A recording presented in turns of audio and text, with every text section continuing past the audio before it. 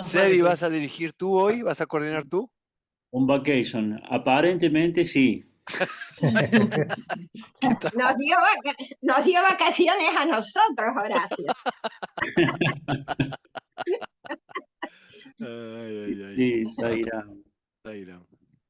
Bueno, si les parece, vamos a hacer 3 son para empezar. Zaira. Zaira.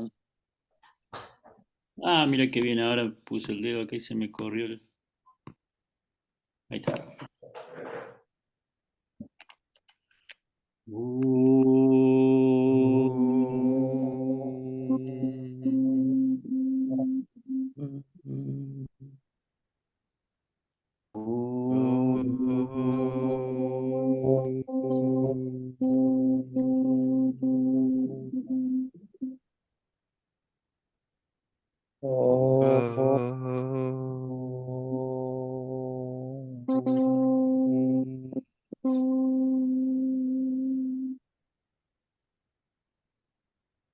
Om Sri Sai Ram, muy buenos días a todos. Bienvenidos una vez más a la lectura del texto sagrado Yoga Vasista. Hoy vamos a leer el capítulo que se llama Parábola del elefante atormentado. Les pedimos por favor que aquellas personas que no vayan a hablar o que tengan los micrófonos cerrados hasta que se los vaya invitando a compartir Hablar. su reflexión. Sebastián, decime qué página es, por favor. Es la página, porque estoy con un ebook, acá tiene 423, me parece, sí, 423. sí, 423. Y acá, buscando, En la versión vieja, en la nueva es 430. Ah, bueno. Gracias, Marco. Sí, en realidad es un poco anterior. bien. Bueno, 420. voy a anotar a los hermanos que se sumaron, Guillermo, antes de empezar para que no nos vayamos, tratemos de que todos puedan hablar. Buen día. Buen día, Guillermo, Zaira. Bueno, dice así, parábola del elefante atormentado. En los montes Vindhya había un elefante muy fuerte dotado de 2 poderosos colmillos.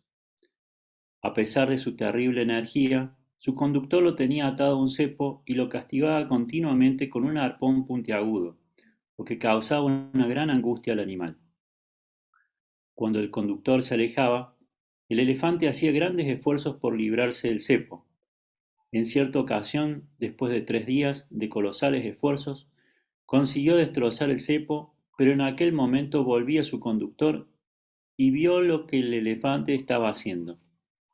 El conductor se subió a un árbol para arrojarse sobre el lomo del animal y someterle de nuevo, pero calculó mal la distancia y no cayó sobre la cabeza del elefante, sino que rodó por tierra delante de él.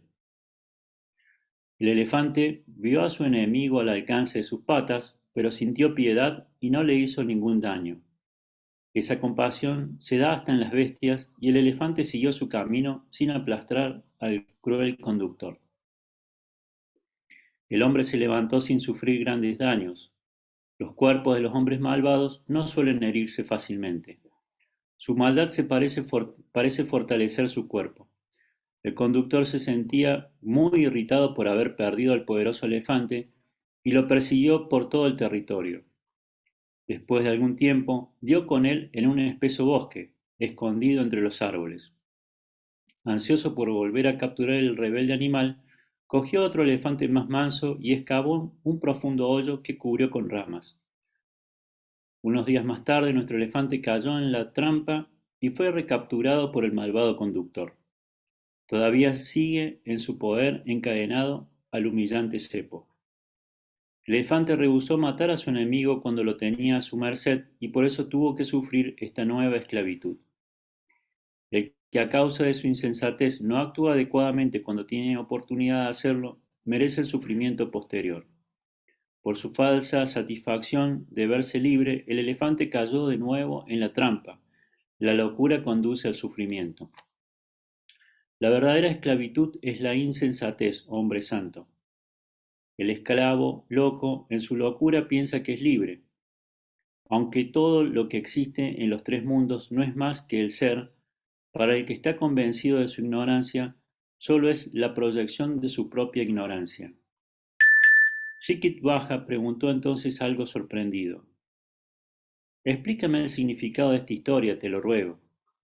El joven brahmana le dijo muy pacientemente: explicación de estas historias. El hombre instruido y acaudalado que fue al bosque en busca de la joya Chintamani eres tú mismo. Conoces perfectamente las escrituras, pero no has encontrado la paz. Chintamani es la renunciación total con la que se consigue todo lo que se desea. ¿Cómo podemos compararla con cualquier joya celestial?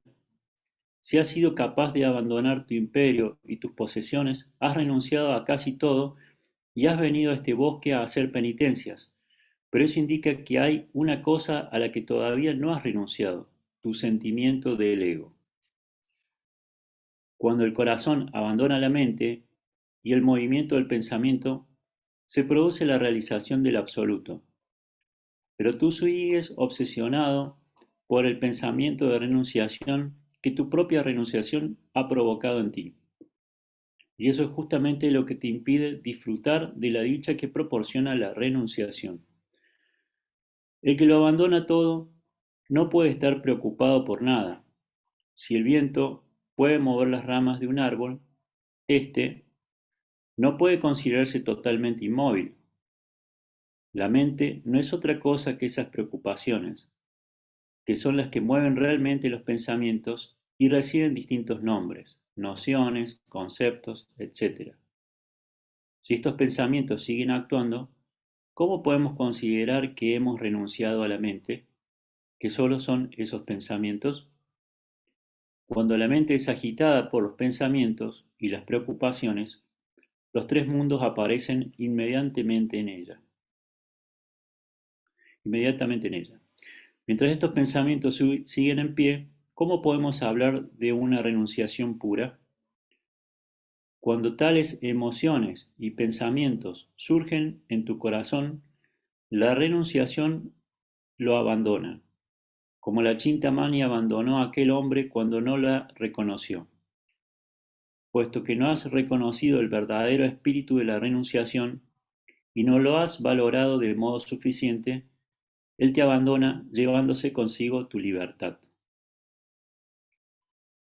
Cuando fuiste abandonado por la joya o por el espíritu de renunciación, encontraste un trozo de cristal, que son estas penitencias y todo lo que estás haciendo aquí, y comenzaste a apreciarlo a causa de tu ilusión.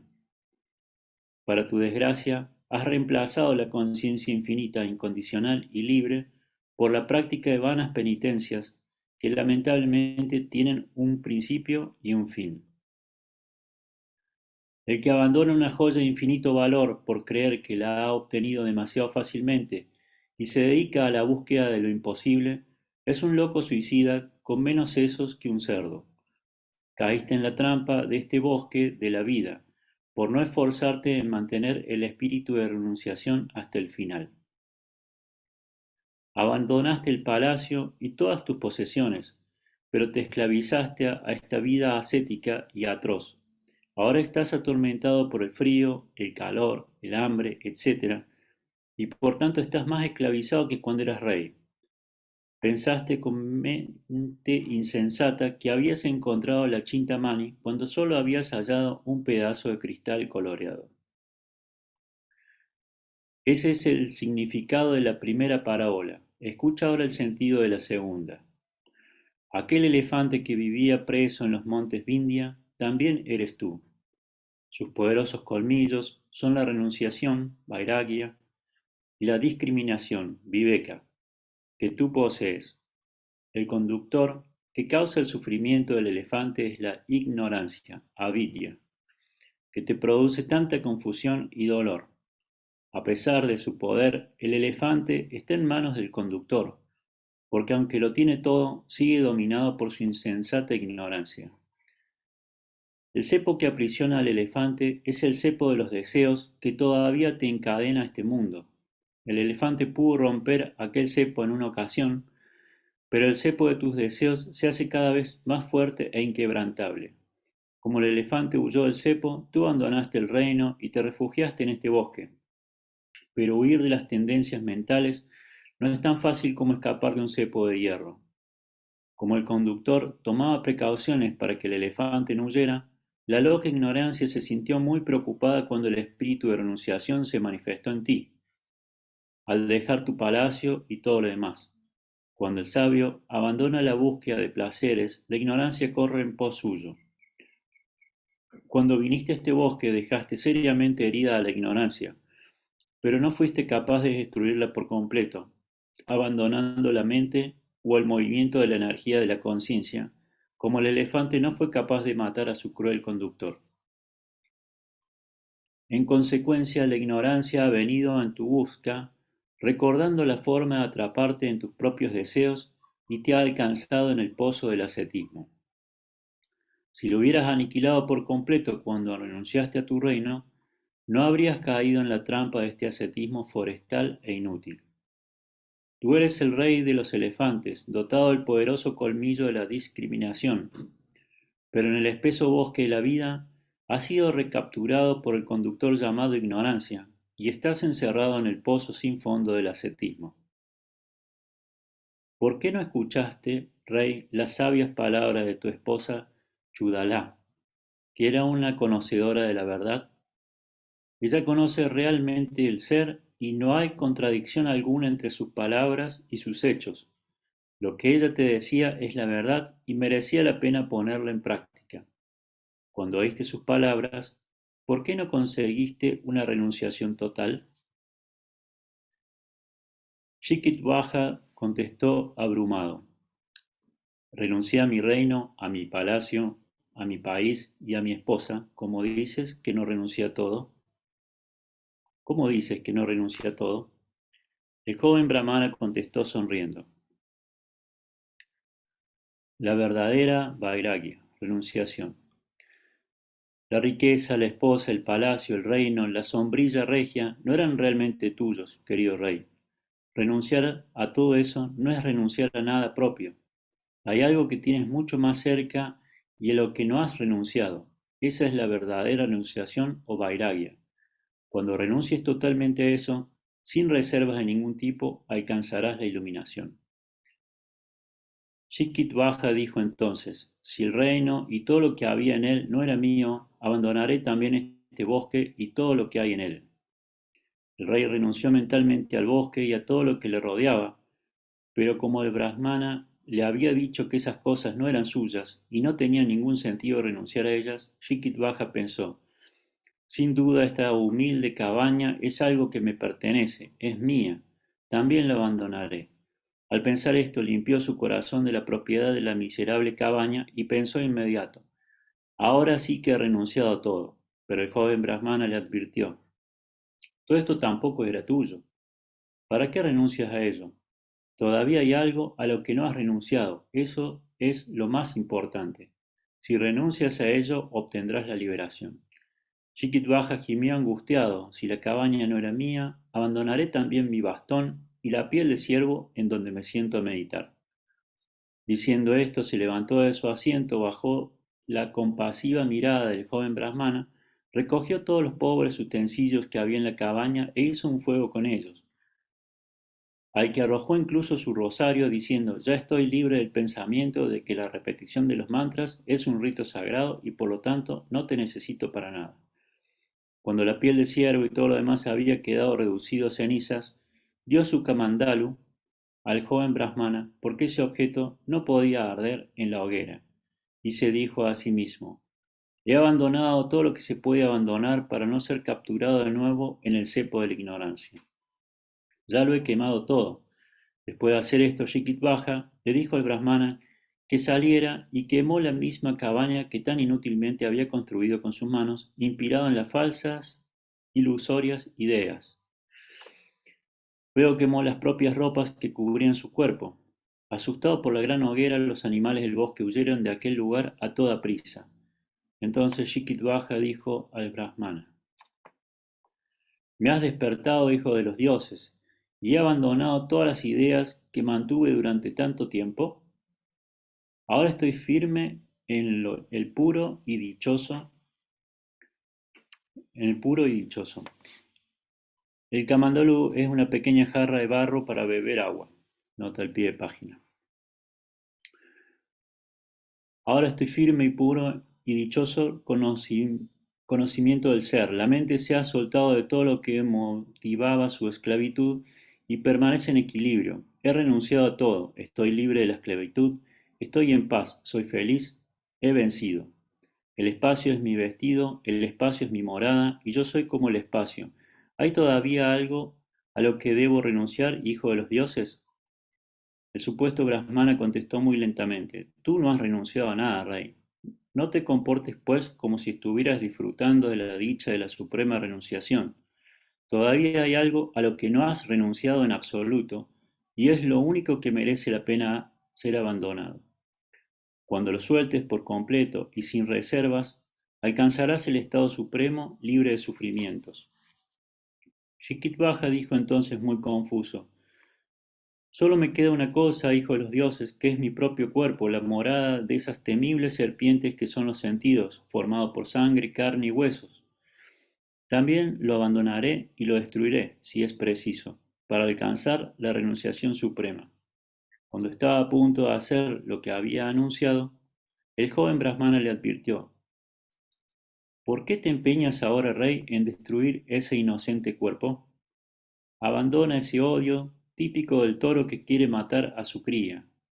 Ese cuerpo atormentado por el ascetismo estúpido e inerte, como las demás cosas que has quemado en la hoguera. No te preocupes por él ni te molestes en destruirlo, porque tampoco es tuyo. El cuerpo seguirá siendo lo que es, inerte y necio como un montón de huesos. Siempre es movido y puesto en funcionamiento por otro poder o energía, y no es responsable de las experiencias de placer y del dolor. Destruirlo no significa tampoco la renunciación total de la que estamos hablando, y si lo haces, estarás malgastando algo que te puede ayudar a la verdadera renunciación. Si eres capaz de renunciar a lo que pone en movimiento ese cuerpo y lo agitas sin cesar, habrás abandonado todas tus culpas y serás un supremo renunciante. Cuando se renuncia a eso, se renuncia a todo, incluido el propio cuerpo. En cambio, si ocultas temporalmente tus culpas y tus tendencias egoístas, que es lo que consigues matando el cuerpo, ellas volverán a surgir de nuevo más adelante. Esa es la verdadera renunciación, porque esa es la causa de todo lo que hay y en donde habitan todos los objetos de este mundo. Shikitbaja suplicó desesperado: Dime por favor qué es eso a lo que debo renunciar. Y así concluye el capítulo de hoy. Sairam.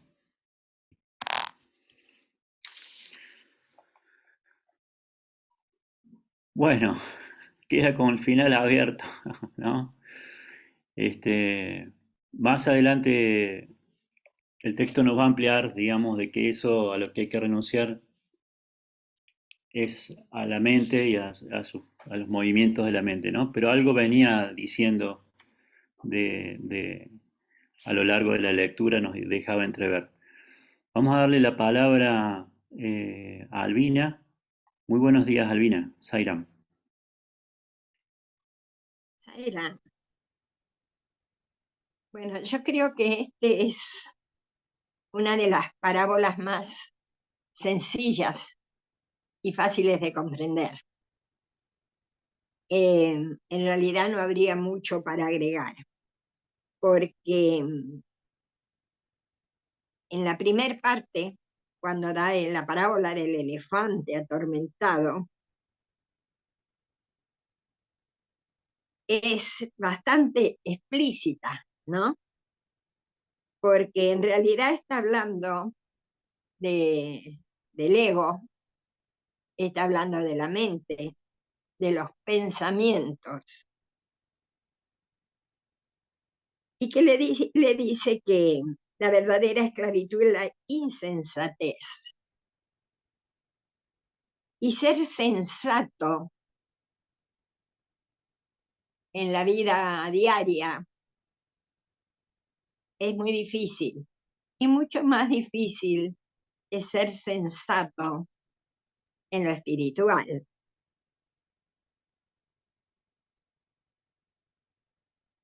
En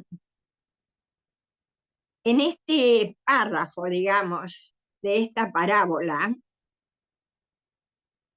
vuelve a recordar, ¿no es cierto?, lo de la joya que hablaban el sábado pasado, esa Chintamani, que la tenemos,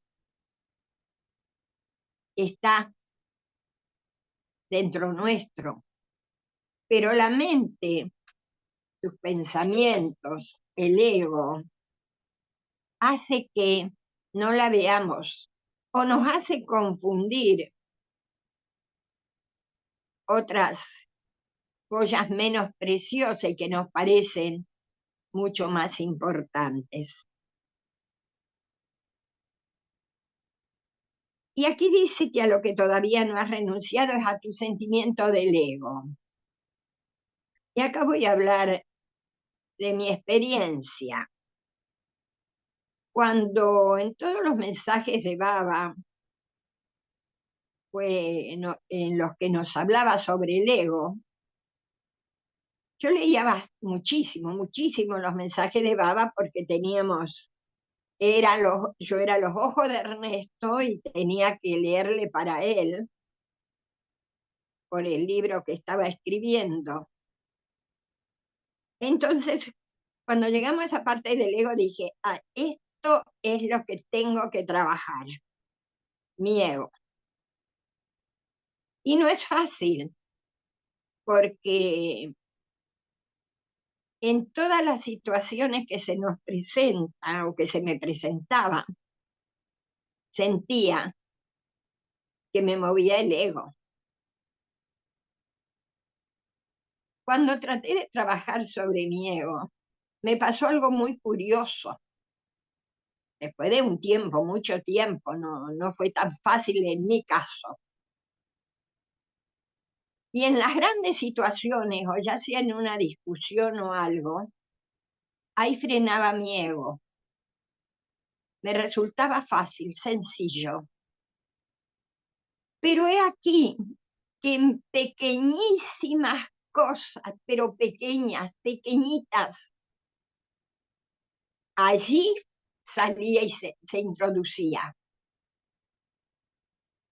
Entonces, tenía que estar atenta absolutamente en todo momento, no solo en esas grandes ocasiones en que sabía que mi ego podía salir.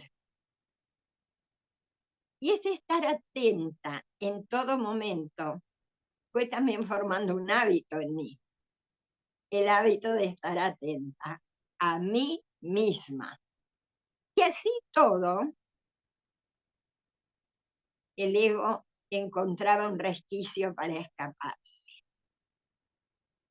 Les cuento esto porque no resulta fácil y primero tenemos que identificar al ego en nosotros mismos, porque el ego es muy sagaz y nos puede decir que lo que estamos haciendo está bien y darnos la razón en todo.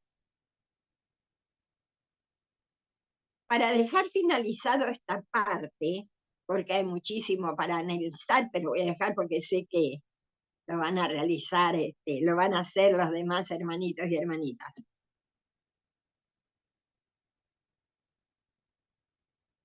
Para dejar finalizado, digamos, en este trabajo sobre el ego,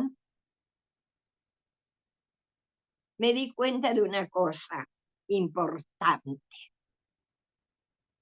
Cuando se me presenta una ocasión, digo, ¿desde dónde actúo? ¿Desde el ego o desde el ser? Y enseguida el ser me da la respuesta. Por eso después va a hablar, ¿no es cierto?, del discernimiento y de la renunciación. Bueno, hermanitos, Sairán, y me va a encantar escucharlos a cada uno. Gracias, Albina. Muchas gracias, Sairam. Vamos a escuchar al hermano Marcos Erice. Om Sri Sairam. Marcos es aparente. Yo soy el ser. Yo sé que yo soy yo. Pero yo se expresa a través del personaje, del Jiva, que le pusieron un nombre Marcos. Entonces, quien va a hablar no es Marcos, es la expresión del ser a través de este personaje. Esclarezco esto con el objeto que, como la información queda para otros, desde dónde referencialmente se hace la expresión o la observación. Todo es referencial, absolutamente todo es referencial. El asunto es desde qué ángulo, desde qué lugar realizamos la conclusión de aquello que estamos percibiendo. Entonces, y voy a ser pragmático, una de las cosas que me he preguntado, digo, ¿cómo voy a dejar el sentimiento del ego si yo no sé lo que es? Porque me han dicho, tienes que dejar el ego toda la vida. Sí, el ego, pero ¿qué es el ego? Entonces empecé, digo, es un concepto, porque yo no entiendo lo que es el ego, decía, ¿no? Entonces empezó a trabajar, y cuando Swami dice que digamos, la espiritualidad es un proceso, y el trabajo hacia la autoconciencia es un proceso, me encantó. Porque mi forma de ser, me encanta la lógica y la metodología. Y Swami es lógico y metodológico. No importa desde qué ángulo tú salgas, siempre te lleva, digamos, por pasos, por pasos. Cuando te dice, deja primero lo que sea más fácil cuando tienes que dejar algo. Entonces, entre comillas, mi forma de pensar, dije, bueno, ¿qué es lo más fácil de dejar? Y primero las cosas físicas, el desapego, o sea, me dijeron tienes que desapegarte, pero no puedo desapegarme de lo que no conozco. Entonces comencé con desapego de las cosas físicas. Muchas veces me decían, pero ¿cómo vas a regalar ese reloj? Digo, pero ¿para qué voy a guardar algo que no necesito? ¿Ya? A veces me regalan cosas y lógicamente busco no decirle al que me las regaló que las voy a regalar a otros, porque acumular no sirve. Estoy hablando de, entre comillas, mi proceso. No estoy hablando de lo que hay que hacer. Entonces comencé con las cosas físicas. Y así me fui desapegando, inclusive, digamos, en mi experiencia personal en esta encarnación, me he mudado 71 veces. Entonces el desapego en lo que es las cosas de la mudanza, digamos, de estar en un lugar, el apego a las cosas, 71 veces, sí, 71 veces me he mudado. Entonces, eso me ha ayudado. Bueno, ese es el primer paso. El segundo es un poco más complejo, más difícil, que es el desapego de las emociones, de los afectos. Se las regalo. No es fácil desapegarse. Es que ahí viene el concepto posesivo, mi, mi madre, mi mujer, mis hijos, mi. Ese mi de que esto es mío, esto es aquello. Ahora bien, cuidado. Swami nos dice, igual que la enseñanza de Vasista, que en el proceso uno no debe estar siendo el separado de la sociedad en la cual uno vive, sino que uno debe vivir con toda naturalidad y ser uno más dentro de todo. Entonces el trabajo es adentro. Cuando yo digo mí, por ejemplo, no vamos a suponer entre mis hermanos, tenemos 3 camisas del mismo color y yo le digo, che, pasame la camisa verde, me va a decir, ¿cuál? Y no, la tuya, flaco, mi camisa verde. Entonces, la lógica del diario convivir, uno pues utiliza la palabra mí. Y ahí viene algo que me llamó la atención. No pasa por el concepto de ego, sino con el sentimiento del ego. Entonces, no es el mí en el afuera, en el rol que uno ejerce, sino en el sentimiento interno de que realmente eso es mío. Ahí viene el problema. Si lo de afuera es nada más que una proyección de la memoria, del chitta, como lo vamos a ver en el futuro, ¿cómo me voy a estar apegando a algo que es una proyección de mí mismo? Y ahí viene el tema del deseo. Entonces, ese concepto de mí, desde el punto de vista de los apegos emocionales, es todo un tema. Y quienes hemos sufrido ya las frustraciones, realmente fuerte, la separación de los vínculos por divorcio, por separación de eso, no sabe. Bueno, uno dice, eso es apego. Te lo regalo, sí, las tienes que sentir ese apego. Pero el asunto es tomar en consideración que eso es parte del juego del personaje, no de yo. El tercer aspecto es el más complejo y es la renuncia a las ideas. Y nosotros venimos con muchas ideas por la cultura que hemos recibido desde nuestra infancia, diciéndonos que esto es verdad y esto es falso, esto es verdad y esto es mentira. Y entonces las luchas generalmente son por las ideas, ¿ya? Es decir, los fanatismos son por las ideas, no por las cosas físicas. Entonces, esa es la parte más difícil de dejar en el proceso de desapego. Esto que pasa entre Chudalá y Shikidvaya, a través de la metáfora del elefante que es uno mismo, justamente se refiere a eso. O sea, en el proceso, Shikidvaya va dejando esto y esto, pero no dejó nada. ¿Por qué? Porque estas cosas pertenecen al campo del jiva. Entonces, ahí viene en la etapa, igual Swami dice, vive este proceso, ¿no? En la etapa del jiva, cuando el jiva está en su proceso, dice, bueno, ahora, ¿qué voy a dejar? Entonces ahí aparece, el problema es el sentimiento de que yo soy el hacedor. Entonces aquí, tanto como lo decía, digamos, algunos lo decía Serge Renaud Laferrière, un sabio francés, él decía, en el camino del Ashtanga Yoga, ya los 5 primeros pasos corresponden a todo el trabajo del hacer, pero del sexto al octavo, o sea, es decir, Pratyahara, Dharana y Dhyana, para llegar a Samadhi, ya uno podría ir en forma directa. Y efectivamente, en el camino, ¿no? Swami nos dice, mientras estamos en la etapa de los Vedas, estamos haciendo esto, pero eso no lleva al autoconocimiento. Y Swami dice, lo que realmente te lleva al autoconocimiento, a la liberación, es las Upanishads y el Advaita, o sea, el uno sin segundo. Entonces, uno puede ir directo. ¿Y cómo? Y lo dice también Bhagavan Sri Ramana Maharshi, dice, no pierdas tiempo queriendo eliminar una vasana y esto, que son las ramitas y la rama del árbol. Corta la raíz.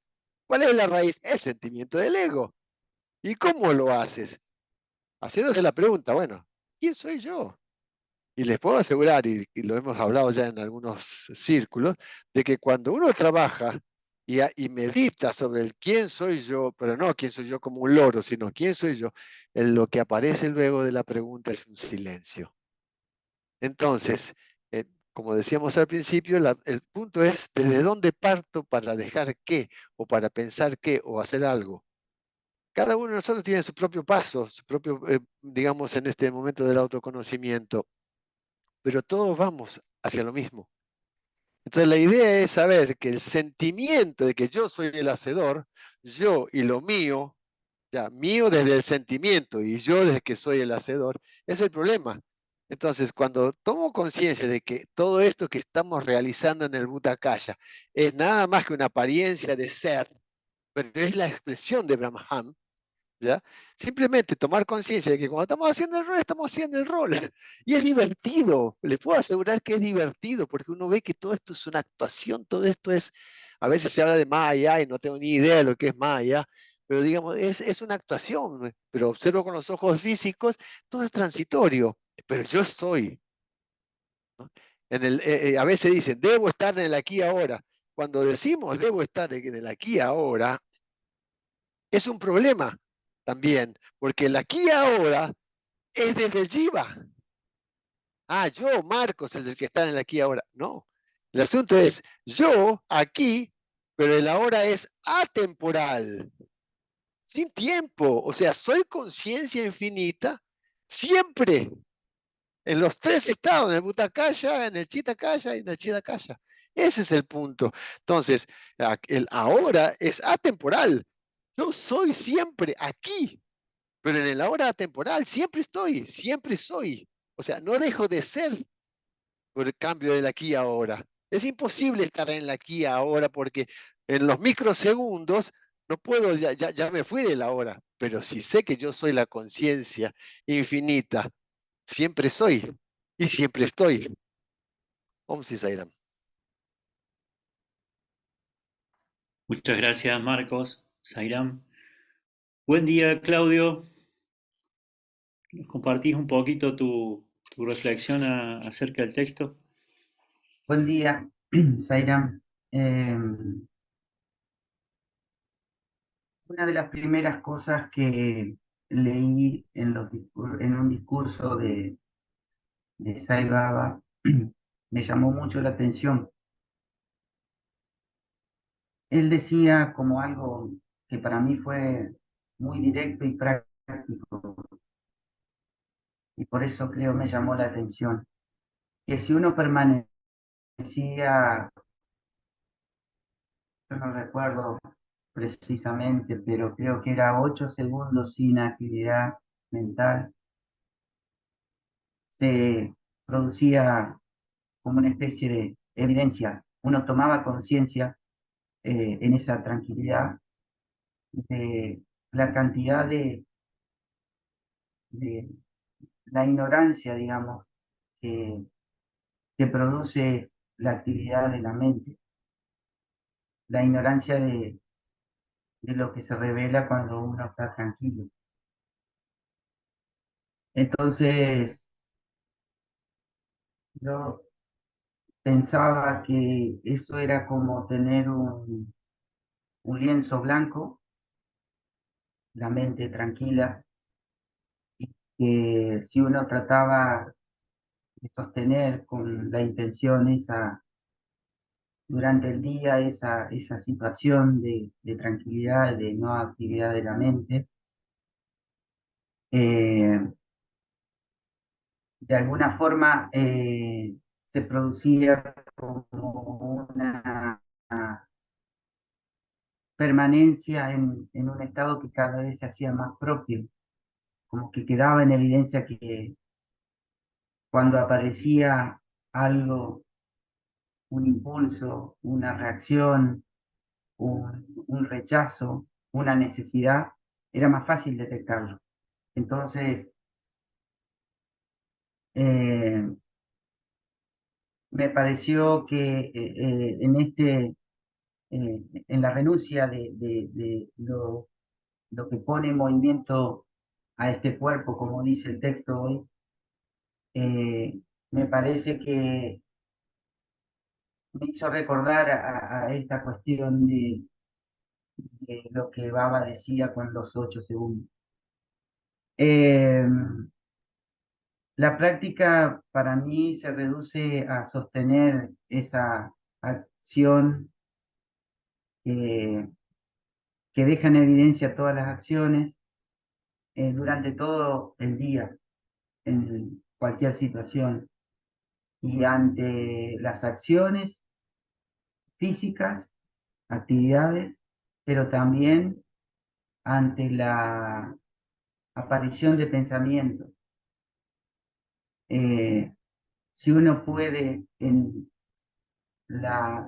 el surgimiento de los pensamientos observarlos y preguntarse quién soy yo, ¿no? Uno puede evidenciar que uno está siendo el sujeto que observa esa actividad, a esos objetos que son los pensamientos. Y de ir haciendo cada vez más sutil y sostenerla en el tiempo a esa sutil observación, se empieza como a revelar como esta cuestión de que las cosas no afectan, porque uno, al ser el observador, ya no está tan identificado con lo que es fuera de lo que yo soy, el sí mismo. Que es como recién dijo Marco, una sensación de sentido de ser, lo más sutil. Entonces, toda acción de la mente, si es observada,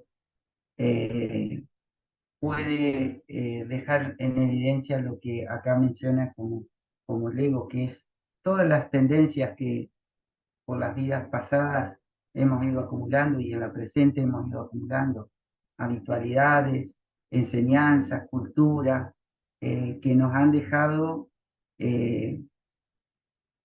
esa noción de ser un individuo relacionado con ese cuerpo, con un nombre y todas las posesiones que ese individuo tiene.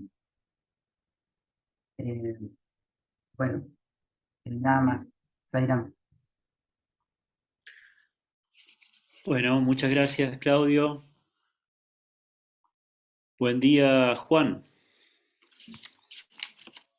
Estás con el micrófono muteado, Juan. Hola, serán a todos. Sí, me gustó este análisis del Ray Srikivaya cuando a su mujer, el supuesto Brahmin, le dice que viniste al bosque y heriste tu ignorancia, pero no la mataste. Y está claro el paralelo con el elefante, ¿no?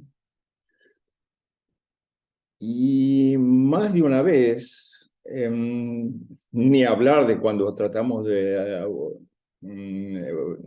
transferirnos a una situación ascética, pero en cambio de situaciones mundanas aún, pensamos que dejamos todo atrás y se acabó. Y en cambio no cambiamos nada.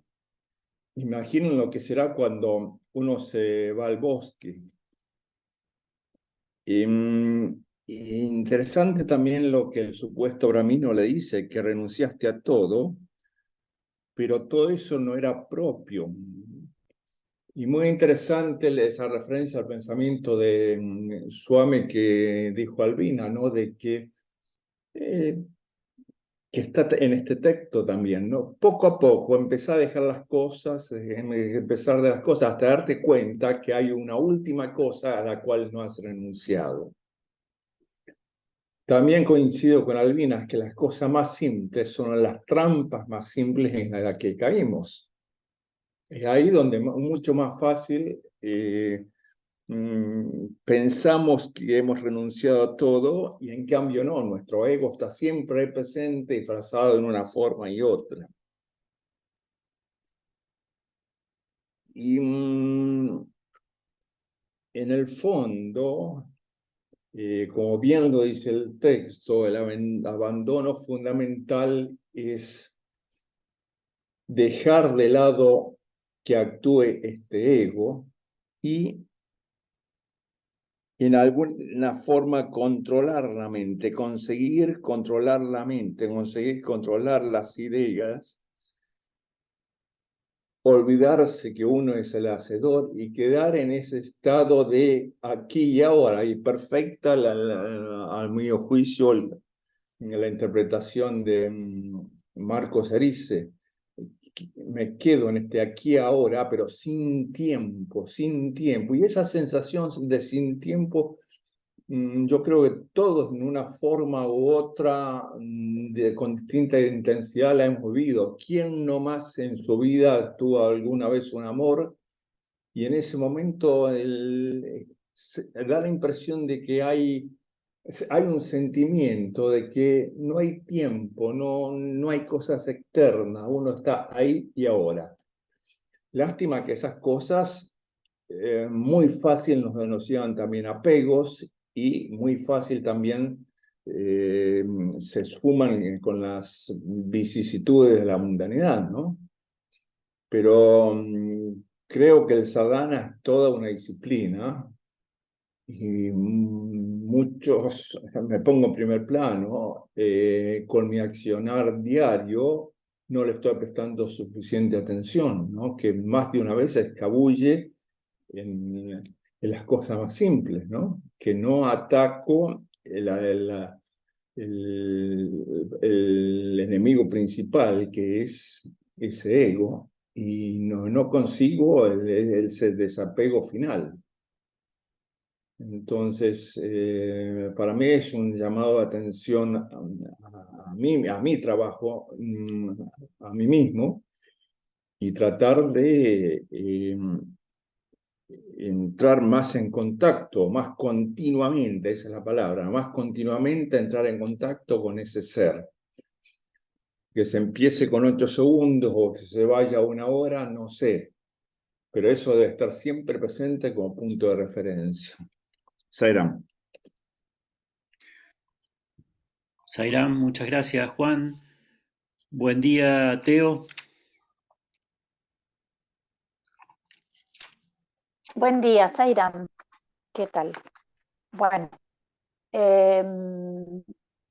esta parte que dice que el conductor se subió a un árbol para arrojarse sobre el lomo del animal y someterle de nuevo, pero calculó mal la distancia y no cayó sobre la cabeza del elefante, sino que rodó por tierra delante de él. El elefante vio a su enemigo al alcance de sus patas, pero sintió piedad y no le hizo ningún daño.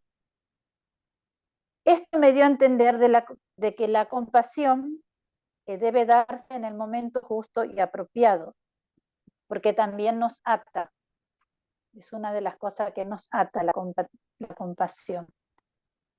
Y cuando el sabio abandona la búsqueda de placeres, la ignorancia corre tras de él.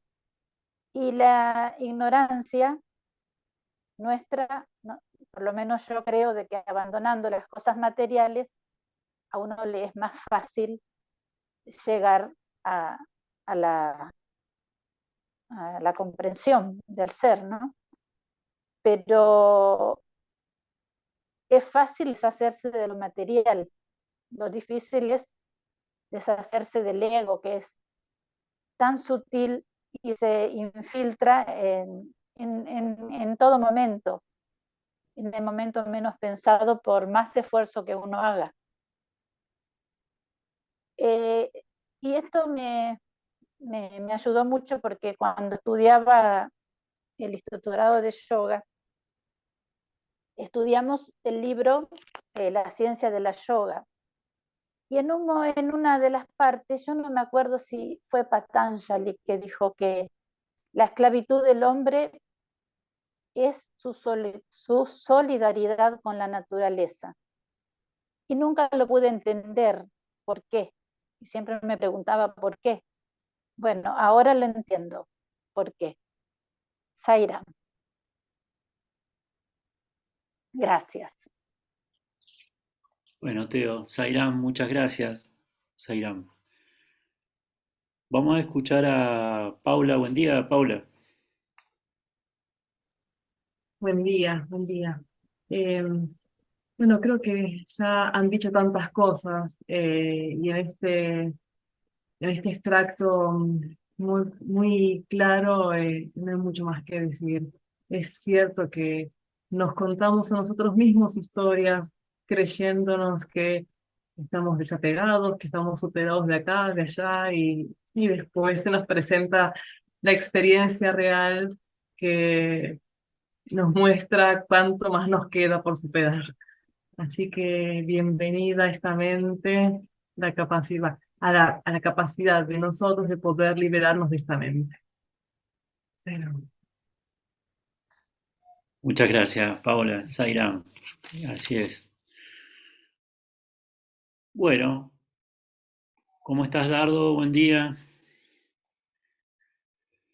Hola, Seba, buen día a todos. ¿Cómo va? Bien, vamos a hablar algo del tema. Bueno, está muy interesante. Cuando este hombre, el rey, empieza a deshacerse de las cosas, está bueno la secuencia que lleva ese desapego, ¿no? Esa renunciación que le llamamos vairagya. Empieza por las cosas materiales. Esto nos hace pensar y nos enseña que todos hacemos el mismo camino. Cuando uno empieza a escuchar el tema de la renunciación o el desapego de las cosas, pero está en la ignorancia, como dentro de muchas vidas, hasta llegar a este pensamiento o a estos conocimientos, siempre cree que es de las cosas materiales. Y si tengo una casa muy grande, bueno, la vendo, me voy a una más chica, no la necesito, y empieza a sacarse las cosas que no necesita. No está mal, está muy bien. Pero como ahí no reside la verdadera renunciación, es como que un primer paso. Entonces, lo que hizo este rey es justamente eso, dejó todo lo que era material, incluido la familia, la esposa, el reino, palacio, y siguió con algo material, como la cabaña, el bastoncito, el camandalú, no me acuerdo cómo se llamaba, para beber agua, y con menos cosas, pero seguía todavía con cosas materiales.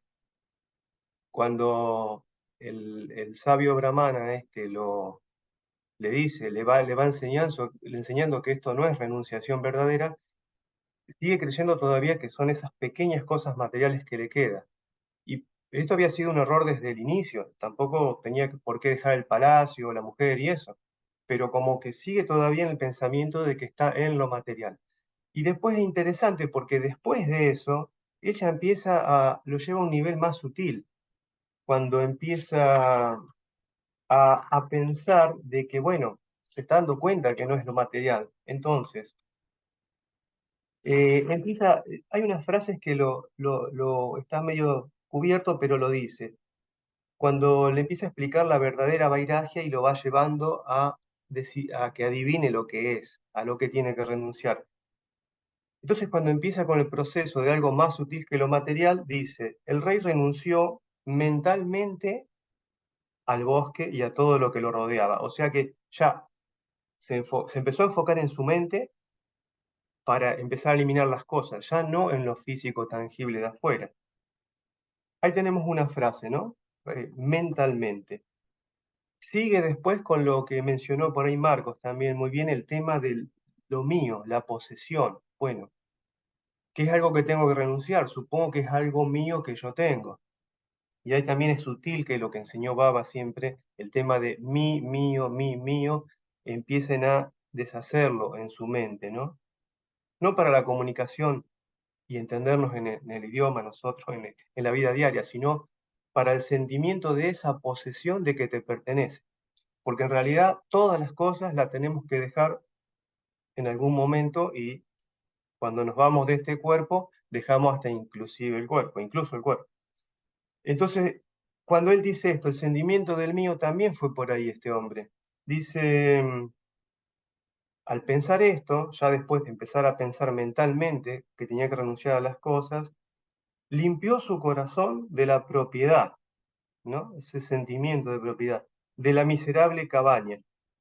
Entonces, después fue a querer quemar, la quemó y todo eso, pero ya empezó a limpiar también el sentimiento de mí y mío. Todavía no llegaba a la renunciación verdadera, pero bueno. Y sigue con eso, y él mismo empieza a pensar que está libre de todo porque él ya renunció a todo, porque él conocía las escrituras, conocía las enseñanzas que nosotros estamos ahora incorporando. Y entonces se dice a él mismo, otra vez a nivel sutil, ¿no? Ya estoy libre del pensamiento de que la repetición de los mantras es un rito sagrado, como diciendo, ya no necesito ni pensar eso, como me gustó eso, como que él pasa de lo material a lo sutil, aunque no alcanza la renunciación verdadera o total por estas cosas, pero va en un paso, que todo caminante espiritual lo hace, ¿no? Empieza desde lo básico, desde que empieza a descubrir cómo es el tema del desapego, y se va metiendo hasta que, bueno, nosotros tuvimos la suerte de llegar a la enseñanza de Sai Baba y, chao, agarrarnos de eso y acá está la verdad, está la respuesta definitiva. Y bueno, después hay muchas cosas más, Eva, pero como que... Y bueno, también le dice lo del tema del cuerpo cuando al final de todo quiere suicidarse. Él dice, bueno, si quemé todo, terminé con todo, voy a terminar con mi cuerpo. Y le dice, no te ensañes con tu cuerpo, ese pobre bolsa de huesos que es algo inerte. Sino tenés que buscar lo que está moviendo ese cuerpo, lo que lo hace ir de acá para allá. nosotros estamos encerrados ahí, bueno, andar a la búsqueda de eso, que por supuesto es mucho más sutil todavía. Te lo venía mencionando ya, le dijo al principio, el sentimiento del ego, tus pensamientos. Bueno, y al final le dice, porque ese cuerpo tampoco sos vos, y tampoco es tuyo. Eso es importantísimo, ¿eh? Porque nos creemos que somos, le decimos mío a todas las cosas que poseemos alrededor nuestro, pero también lo del cuerpo, y queda como escondidito ahí de que el cuerpo sí es mío. Eso nos queda todavía el pensamiento ahí, porque está esa identificación interminable con el cuerpo hasta que lleguemos a la realización. Esa es la clave. Lo que hay que liquidar es la identificación con el cuerpo. Bueno, habría muchas cosas más, pero seguimos a ver si que puedan comentar algo más. Bueno, muchas gracias, Dardo, Zairam. Vamos a escuchar a Raúl, que entró bien tempranito hoy. Buen día, Raúl, Zairam. Buen día, Zairam. Gracias. Bueno, tengo que destacar lo que da la lectura, 3 o 4 puntos que me parecen importantes. El primero se refiere a la joya de Chintamani que viene en la Chudalá camuflada de Brahmana para que tome esa joya que tiene que ver, que es la que le brindará la liberación y la sabiduría. Y análogamente, esto sucedió hace 18, 20 mil años, cuando se estaba, Ballista le estaba realizando estos diálogos con Rama, ¿no? Y después de 20 mil años, este cuerpo de Raúl, tan pequeño e insignificante, tuvo la oportunidad de conocer la joya de Chintamani y es baba. Entonces esa es la joya. Entonces yo tuve la oportunidad de encontrarla, conocerla, tocarla y tenerla y llevarla ahora en mi corazón. Ese es como primer dato. Yo ya tengo la joya y yo no renuncié a la joya ni voy a renunciar. Entonces ese punto me parece muy simbólico para mí. Por otro lado, el segundo punto es analizar la situación del elefante. Fíjense que el elefante llama la atención porque no mata al hombre que lo esclavizó y que lo ve nuevamente y que lo va a atrapar nuevamente. Y Baba nos menciona siempre que nosotros debemos aprender de la naturaleza. Y en la naturaleza están los animales, los vegetales, los minerales. Y el hombre es el único que tiene discernimiento, pero por ejemplo los animales, como el resto, cumplen con su deber ser. Y el deber ser de un elefante no es matar a un hombre. El deber ser de un elefante puede matar a un león si lo quiere matar a él, o a un cocodrilo si lo quiere comer, o sea, a alguien si se quiere defender, pero el elefante básicamente no es carnívoro, no es asesino y solamente come vegetales, y encima es un animal que ha sido muy buscado y muy dócil para compartir la vida con el hombre. Entonces, más allá de los simbolismos que generan a través de, de- de lo que puede ser su imagen como ente de sabiduría. Entonces, el elefante tiene su deber ser y Baba nos dice que observemos la naturaleza. Entonces, son todas enseñanzas de Baba. Y ahí voy a otra más que nos dice Baba. Cuando nosotros vamos al Arram y lo vemos a él, claro, uno se quiere quedar a vivir con él y dice, no, déjame acá, yo no me voy nunca más de acá, déjame acá hasta mis últimos días. Y bueno, pero él dice, no, dice, ustedes tienen que, después de recibir lo que yo les he dado, tienen que ir a sus lugares, a sus pueblos y llevar este mensaje y poner en práctica lo que yo les he enseñado. Y el compendio del yoga vajista en Baba se puede resumir en educare y límite a los deseos. Con eso tenemos el compendio total de qué nos ha venido a enseñar Baba y qué es lo que tenemos que poner en práctica en donde estemos y con quien estemos en nuestros lugares. Entonces, él nos ha dado todas las enseñanzas y lo que hace Chudalá es perfecto porque ella decide quedarse en el reino cumpliendo con su deber de reinar, pero a la vez con los valores que ha ido indagando, que le han otorgado la sabiduría. Entonces nosotros debemos ser como Chudalá, quedarnos en nuestro lugar y tratar de, en la práctica cotidiana que realizamos, ir avanzando en la sabiduría que todos estos valores que Baba nos da, nos va acercando día a día. Entonces yo me siento como Chudalá, no me siento sabia como ella, obviamente, pero siento que estoy transitando ese camino, porque ya las herramientas nos las dio Baba. Y lo que tenemos que hacer es ponerla en práctica, es vivir cotidianamente en el lugar que uno está para encontrar eh, eh, esa punta del ovillo, como decía la vez pasada, creo, uno de los, en otro círculo. Entonces, creo que la clave está ahí, de todo este mensaje, en lo que hace Chudalá y en dónde hay que buscar la sabiduría.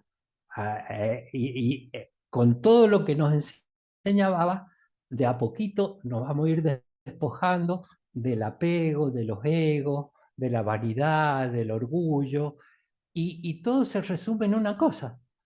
Baba, ¿qué es? Baba es amor. ¿Y qué da Baba? Amor. Entonces, ¿qué debemos ser nosotros? Amor. Entonces, bueno, por ahí está el camino, Sairam. Bueno, muchas gracias, Raúl. Muchas gracias. Vamos a escuchar a nuestra hermana Silvia. Buen día, Silvia. Hola, buen día. Hermoso todo lo que fueron diciendo. Eh, yo lo que encontré en un librito de Baba, Mensajes volumen 35, y quiero leer este pedacito porque me parece que tiene que ver con lo que se viene diciendo. Dice, ustedes dicen mi cuerpo, mi mente, mi buddhi, mi pierna. Entonces, ¿quiénes son ustedes? Cuando se examinan a ustedes mismos de esta manera, se darán cuenta de que ninguno de estos son su verdadero ser. Su cuerpo corresponde a la forma, mientras que su verdadero ser corresponde a Ananda, bienaventuranza. El principio de yo es distinto al cuerpo. Constantemente la gente utiliza el término yo, sin realmente entender su significado. Sea un pordiosero o un millonario, el término yo es común a todos. Dios impregna el universo entero. Dios está presente en todos en la forma de yo. Donde está yo, allí está Dios. Tengan fe firme en esta declaración. Cuando ustedes dicen yo soy Brahman, yo antecede a Brahman. Por lo tanto, yo es el principio, es el primer nombre de Dios. Eso quería, me pareció que tenía que ver con todo esto. Sairam. Muchísimas gracias, Silvia, Sairam. Buen día, Julio. Hola, buen día. ¿Qué puedo agregar a todo lo que dijeron? Inclusive desde el primero al último. Bueno, chicos, Sairam, porque hay tantas cosas para decir que no, hay que dejar lo mío, hay que dejar lo tuyo, y no voy a dejar todo lo que tengo para salir a la selva. No, yo me tengo que quedar acá y estar adentro de esto y ser yo mismo y seguir el ejemplo del elefante, que cuando tuvo la oportunidad de escapar y que tenía la oportunidad de matar a su dueño, estaba ya levantada la pata como para aplastarlo y no lo hizo. Bueno, eso es lo que tenemos que aprender a amar y seguir adelante. Ama a todos, sirve a todos. Zairán, chicos, no dije nada nuevo porque todo lo dijeron ustedes. Zairán. Bueno, muchas gracias, Julito, Zaira, muchas gracias. Bien. Buen día, Alberto. Bueno, ¿qué tal, Seba? Zairam. Bueno, estuve notando algunas cosas y claro, en todo esto una reflexión sobre, digamos, todo lo que se fue desarrollando en 3 sábados, ¿no? En 3 círculos. Y bueno, en cierta forma está todo tan bien relacionado, está entendido, ¿no? Pero yo creo que es una gran oportunidad para reflexionar a fondo todo lo que está narrado, está tan bien, tan hermoso. Y así en síntesis es realmente el juego en que estamos todos expuestos entre el poder de la naturaleza, que es la conciencia misma, y el poder de lo sagrado, ¿no? De la conciencia infinita, ¿no? O sea, digo, por un lado es Shakti o Prakriti, el poder de la naturaleza, y para Shakti, que sería el poder supremo, el poder sagrado, la conciencia divina que está en cada uno de nosotros. O sea, por un lado, diríamos que lo material, lo denso, y por otro lado, el ser, ¿no es cierto? Y para mí es ese juego constante en el que no deberíamos perder de vista el ser, ¿no? Pero para ello yo lo relaciono mucho a veces con el tema de pranayama, ¿no? Que cuando la mente está serena, tranquila, la respiración está tranquila, uno está más consciente del presente, del espacio presente, ¿no? Y también juega la fe y la confianza, porque nosotros podemos estar muy serenos, salir de una meditación, que está todo relacionado, la serenidad, la tranquilidad, la meditación misma, que a ello nos lleva, ¿no? Pero de repente ante una situación que se produce en lo externo, o sea, en esta adversidad que es el escenario mismo de la vida, perdemos ese estado de calma y tranquilidad o serenidad. ¿Pero por qué? Por la falta de fe constante y la confianza. Entonces, yo creo que eso es también una forma de deberíamos estar aferrados, ¿no? Por otro lado, lo que dijo Marco, que me gustó mucho, bueno, todo lo que dice Marco es muy instructivo, ¿no? O sea, realmente nos transmite un gran significado digamos, la esencia de la lectura, ¿no? Y que hay que tener en cuenta, por ejemplo, en cuanto a Vyasa y vairaya son dos términos permanentes. Adhyasa como práctica constante. Por allí algunos lo relacionan en yoga como una práctica constante psicofísica, pero no es a ello que se refiere, sino la adhyasa como práctica de observación constante, desde el testigo, desde lo interno, de poder ver siempre la realidad detrás de lo aparente, ¿no? Por eso me parece tan importante la fe y la confianza.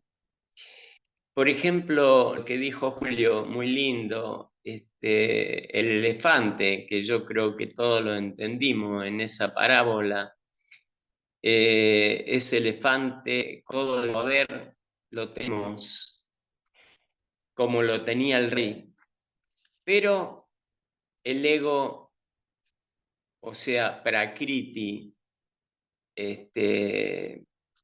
digamos, tenía mayor poder que su conciencia del ser, ¿no? Entonces, por eso digo que es un juego entre el ser y el hacer, ¿no? entre lo externo y lo interno. Bueno, Zaira, Seba, gracias. Quería agregar una cosa. Lo de Kumba me hizo reflexionar porque Kumbhak sabemos que es la pausa respiratoria en el pranayama, entre inhalación y exhalación. Es importante tener presente la pausa después de la exhalación y la pausa después de la inhalación. Es lo que regula, en cierta forma, el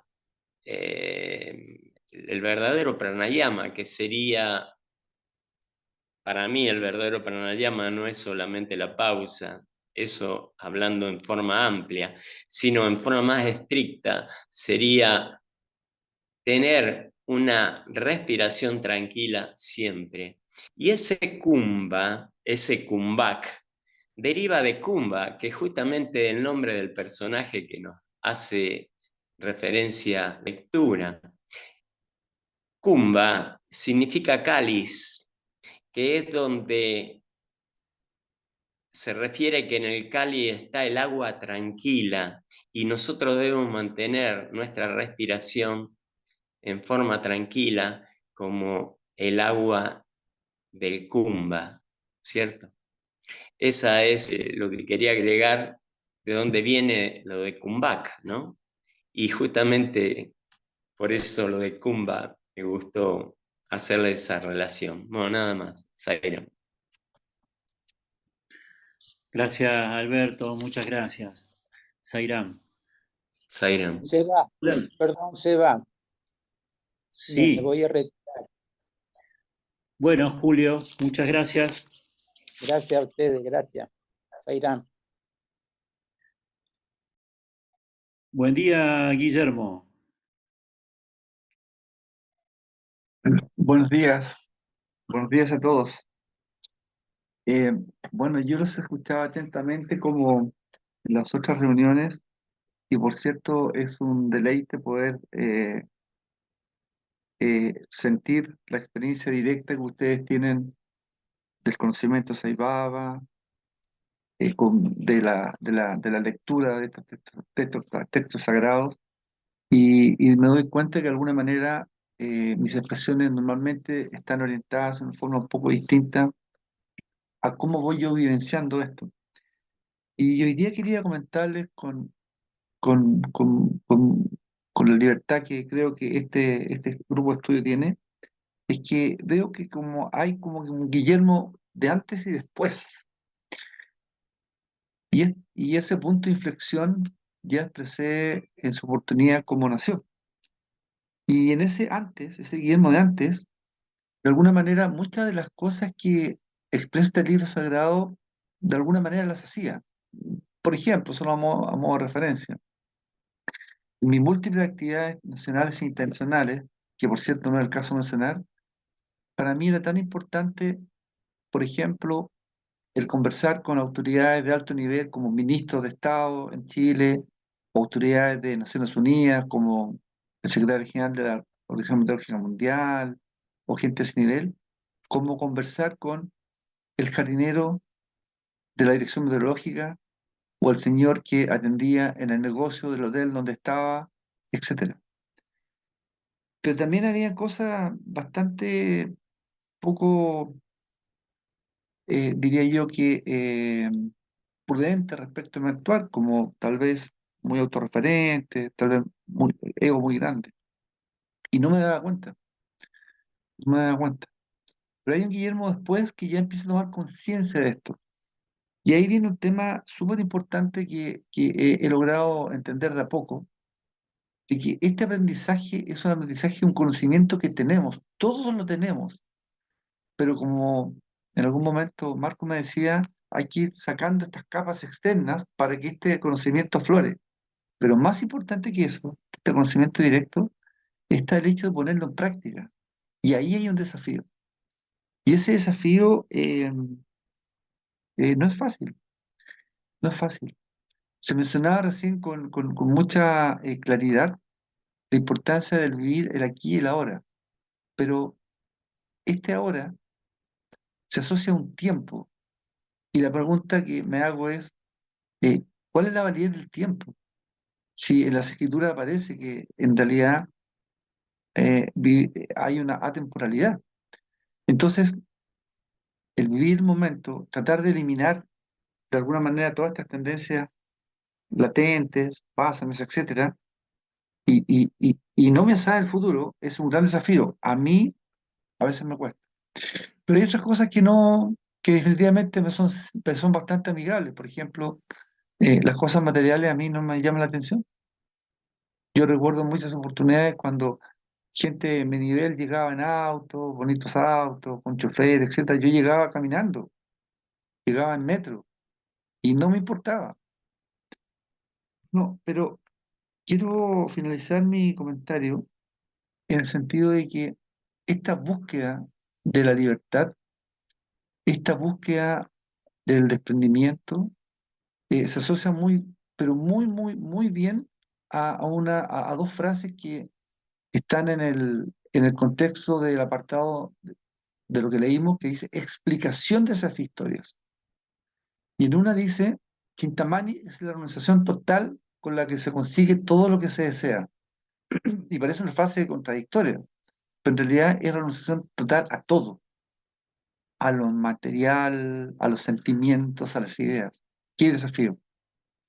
Pero más abajo, un poco más abajo, hay una frase que encuentro que es genial, que dice, el que lo abandona todo no puede estar preocupado por nada. Bueno, en eso estoy, pero entendiendo de que aquí hay dos dimensiones, la dimensión de Guillermo en su rol terrenal, corporal, como cuerpo físico, este conjunto de huesos y otras cosas más, y este ser que tiende a avanzar en el autoconocimiento. Y por eso que me despido dando las gracias a ustedes por el aporte a sus maravillosas experiencias. Muchas gracias, Guillermo. Muchas gracias. Buen día, Eva. Buenos días, hermanos. Con las reflexiones que hemos hecho en grupo, realmente a mí me sirve muchísimo para poder ir reflexionando sobre el apego y darle mayor énfasis a nuestro crecimiento espiritual. Entonces, eso me hace pensar que mi trabajo tiene que ser en la parte interior y no en la parte exterior. Y muchas gracias por todo lo que hacen las reflexiones. Sairam. Sairam. Muchas gracias. Marconi, buen día. Buen día, Sebastián. Bueno, algunas cositas me traen atención. La renuncia, vairagya, Me gusta decir que es necesario el cultivo del silencio para que la palabra no tenga tanto valor o valor mayor que su propio mérito. Gandhi, que todos conocemos, decidió no hablar a las segundas-feiras para obtener los resultados de sus intentos.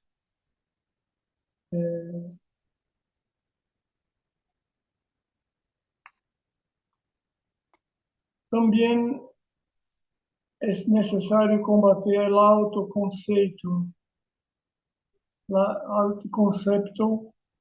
por el silencio, la autoimportancia que se cultiva diciendo o pensando que si es más grande que realmente es. También pienso que para alcanzar el vairagya es necesario dominar el propio comportamiento, dominar el miedo. Gracias ahora. Sairam. Muchas gracias, muchas gracias. Bueno, ya estamos cerca del cierre, le vamos a dar las palabras a Albina para cerrar el círculo de hoy. Pedimos disculpas si algún hermano no pudo hablar, seguramente quedará para la próxima vez, ¿sí? Sairam. Muchas gracias. Bueno, Albina, te escuchamos. Bueno, Sairam. Los aportes de cada uno de los hermanos y de las hermanas realmente son para mí amrita pura, porque me ayudan muchísimo para recordar cosas que por allí uno las tiene olvidadas. Bueno, hay una frase que yo subrayé muy especialmente, que es: el cepo que aprisiona al elefante es el cepo de los deseos que encadenan a este mundo. Y eso me hizo recordar dos cosas. Una, los deseos que tienen que ver con el apego también. Y cuando me fui decidida a India, aún estaba todavía Sai Baba en su cuerpo físico, a renunciar a todo, a todos los deseos. Y he aquí que cuando estaba allí un deseo aparecía en mi mente y yo lo desechaba, luego Baba me lo materializaba. De tal manera que en ese viaje ocurrieron 2 o 3 lilas hermosas respecto a esta, ¿no es cierto?, materialización de los deseos. Pero que me llevó a hacerme una pregunta que le hacía a Baba. Baba, yo vine dispuesta a renunciar a estos deseos, ¿cómo me los estás dando? Por otro lado me los daba. Le digo, ¿qué pasa con todo esto? Es que no es por ahí el camino. Como todavía no había leído el yoga vasista y me faltaba todavía interiorizar muchos mensajes de Baba. Baba, que es un gran, digamos, maestro para cada uno, conmigo era a veces amoroso y a veces no tanto. Se ve que era bastante cabeza dura al respecto. Y Eso me llevó a pensar, a indagar, a reflexionar que realmente lo que tenía, de lo que tenía que desapegarme, era de los pensamientos, no de las cosas materiales, como presenta acá, no es cierto, a este rey que quería renunciar incluso a su propia vida. Y también me hizo recordar el pasaje ese de los evangelios, de cómo han llegado hasta nuestros días, porque yo supongo que han sido mucho más profundos, cuando un joven se le acerca a Jesús, ¿no? Y le preguntó qué era necesario para seguirlo. Y él le dice si él cumplía con los mandamientos. Dijo que sí, con cada uno. Entonces le dijo, renuncia a tu padre, a tu madre, a tus posesiones, bueno, a todo lo que tenía, y sígueme. Y el joven no se animó, porque le pareció que era demasiado lo que le estaba pidiendo, ¿no? A su ego le parecía demasiado. Y ese sígueme lo comprendí en una entrevista con Baba. Es un sígueme en la mente. Yo me había aprendido varias respuestas a preguntas que hacía generalmente Baba en inglés, cosa de que si él me las preguntaba, yo se las contestaba. Y en realidad eran superficiales mis respuestas, porque si bien le pedía la liberación, no tenía ni idea de lo que era la liberación. Pero bueno, a Baba le gustaba eso, yo se lo iba a contestar. Pero Baba no se lo puede engañar. Entonces, en una entrevista, en la cual cada entrevista para mí era estar en el cielo, en el paraíso, en Ananda, Baba se me acerca y me pregunta, ¿cómo te sientes? Justamente no tenía respuesta para esa pregunta, pero pensé en esa fracción de segundos, que estando ahí con él tenía que saber cómo me sentía en la bienaventuranza total. Y le digo, Baba, le digo, aquí con vos, re bien, le dije. Él me miró sonriendo y repitió 3 veces, re bien, re bien, re bien.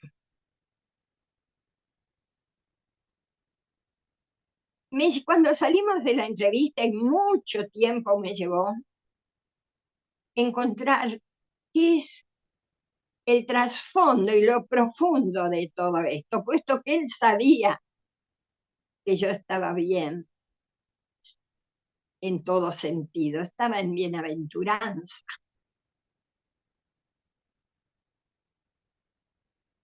Y encontré las respuestas después de años. Y la respuesta la encontré cuando él ya no estaba en su cuerpo físico, ¿no? Que ese estado en el cual yo me encontraba en su presencia física, tenía que experienciarlo en todo momento y en todo lugar, teniéndolo a él presente en mi mente, para sentirme re bien, como le dije a él, y como él me repitió 3 veces. Y en un principio que llevó años, lo tuve en mi mente, presente. A veces lo olvidaba, pero eran muy poquitas veces. Hasta llegar a lo que siento hoy, que es experienciarlo dentro mío. Ya no en mi mente, ya no lo necesito en mi mente, porque lo siento dentro mío. Entonces, volviendo a digamos, a este cuento muy simbólico que nos hace Vasista, realmente a lo que tenemos que renunciar es a todos aquellos pensamientos que nos hacen perder de vista el ser, que es lo que somos. Así que quería terminar con esto y contando esta realmente experiencia con Sai, que sentirme bien significa tenerlo a él presente en todo momento y en todo lugar. Sairam, hermanitos. Gracias por todo. Muchas gracias, Albina. Muchas gracias. Bueno, hermanos, agradecerles a todos la oportunidad que nos brindamos al compartir este camino de autoconocimiento, de profundizar en estas verdades que nos inspiran, que nos llenan el corazón y nos sintonizan con esta verdad interna. Y bueno, los esperamos en una semana, si Dios quiere. Ya va a estar, bueno, no todos vamos a poder estar presentes porque está el encuentro nacional el 14 y 15 en Córdoba, y en el horario del círculo de estudio Horacio sí está presente porque Horacio no va a participar del encuentro, así que el círculo se va a realizar normalmente, pero algunos de los hermanos vamos a estar participando del encuentro, como Albina y algunos de los que se hayan inscrito. Que Swami los bendiga, que tengan una excelente semana y que, como decía Albina, podamos sentir la presencia de Swami en nuestros corazones y seguirlo, como también nos recordó con la historia de Jesús, que le decía, abandona todo y sígueme, y que para mí fue muy esclarecedor esto que decía Albina, que no se refería a seguirlo físicamente, sino que se refería a seguirlo en su corazón y en su mente, porque con Swami también nos pasaba así, no era que no se trataba de que estuviéramos pegados a su forma física, sino que siguiéramos sus enseñanzas, que las pusiéramos en práctica y que lo tuviéramos presente en todo momento. Una vez más, que Swami nos bendiga y muchísimas gracias. Sairam. Vamos a hacer un Om y Trishanti para cerrar.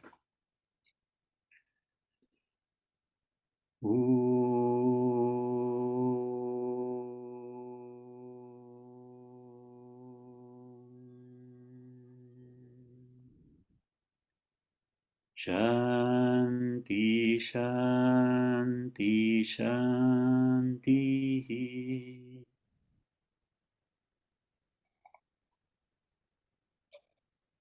Gracias, Sairam.